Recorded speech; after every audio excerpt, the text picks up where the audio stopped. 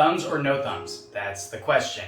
The question would be whether or not you put your thumb around the bar or behind the bar on bar work.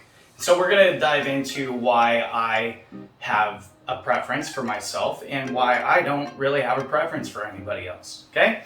I know a lot of gyms might call it a safety grip because they feel like that's just more fingers on the bar, but I feel like you get more skin on the bar, you end up having more traction, right?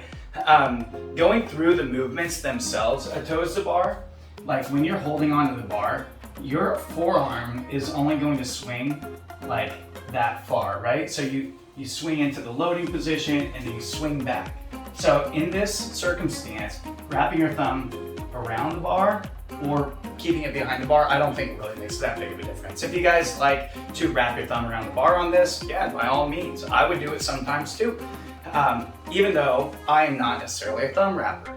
When I was in men's gymnastics, we wrapped the thumb around the bar, but the bar is smaller, and that's really what it comes down to, okay?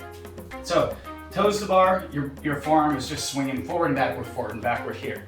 Now, if you notice, a lot of people that wrap their thumbs around the bar might have their thumbs taped, and having their thumbs taped is so they don't tear the skin, right? Kind of like thumb wrapping for a hook grip or something like that. So they don't tear the skin. Why does the skin tear? Right? When I jump up and I'm hanging from a bar with my thumb around, I'm not necessarily feeling any pressure on my thumb. Now clearly this isn't the same circumference as a pull-up bar, so I can wrap my thumb around comfortably, okay? Keep that in mind. Now, if I am doing a bigger swinging movement, like maybe butterfly pull-ups or something like that, my hand kind of slides around the bar a lot more than it would for toes to bar. Like toes to bar, you can pretty much, now it does, again, depend on how you do your butterfly pull-up. So if you keep it really short or something like that, yeah, your forearm's not moving around a lot. You probably don't have to re-grip a lot.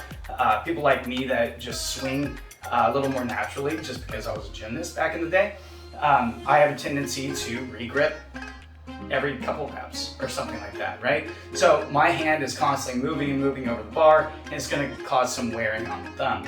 I am also going through a bigger range of motion because I will say for a chest bar, I'm coming up this much higher. So now my hand is getting a little more rotation over the bar, and then when I come through here, as I extend, my thumb's going to get more pressure on the bar. So check this out. If I hold my hand like this, okay? So this is semicircle. As I get into a loading position, I don't want my hand to slip through this way, right? And so what I want to do is try to bend the wrist. And when you bend the wrist, I don't know if you can see it here, but like here goes from straight. As I bend the wrist, the thumb starts straightening, and the straightened thumb here is what ends up pushing on the bar a lot. And so in a certain respect, I have less grip because my thumb is around, because it's only pushing here on the bar. It's very difficult to wrap my thumb upward with my forearm in this position. You guys can try it. When you go into bar muscle ups, and if your thumb's wrapped around the bar, you're either going to have that extra tension right there, that pressure of your thumb pushing up against the bar as you go into a loading position, and when you come through this way, now you have less grip if your wrist had straightened at all on the front side as you swung through due to that pressure. Might have straightened a little bit, and then you come back. Now the bar is here in the fingertips.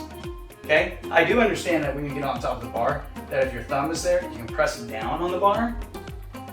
And here, you can slip through and have the bar hitch in the ribs. That sucks. But yeah, I just personally, because I have a medium-sized hand, not a super large or super small hand, and so with my medium-sized hand, it's uncomfortable for me to get into a loading position for a bar muscle up, and it causes me to kind of slide my hand around. On the contrary, if my hand is wrapped, say, behind the bar like this, or my thumb is wrapped behind the bar, when I swing through, I can get this nice big bend, and there's nothing that's restricting my grip here. I still have all this hand on top of the bar. So in my opinion, it really comes down to not necessarily the grip that your fingers have on the bar, but how much skin you have making contact with the bar. And the more skin you have making contact, the less likely you are to slip, right? I mean, if you fatigue completely out, you're gonna lose your grip anyway. So that's a good time to rest and jump off the bar before you fly off the bar. But, so that's something to keep in mind. Now, if I had giant hands, right? So this is not the same size as the bar, but if this were like proportionately the size of the bar to my giant hand, I can get into that loading position, that thumb can straighten out totally fine. I still have a lot of knuckle on top of the bar because it didn't slide through. Now, if you have small hands, that bar is gonna be like this, you're trying to hold it, and as soon as you start swinging through, bending in the wrist, that thumb goes flat. It's gonna make you wanna slide through or just not get a big enough loading position, okay? So keep that in mind when you guys are doing your bar movements, how much skin you have on the bar, and then consider whether or not you feel safer putting your thumb around or not. It is a personal preference. I've seen people fly off the bar on both in CrossFit and gymnastics. Safety? I don't know if it's more safe to have your thumb around or behind the bar, but I prefer, for the positioning, to have more skin over the bar.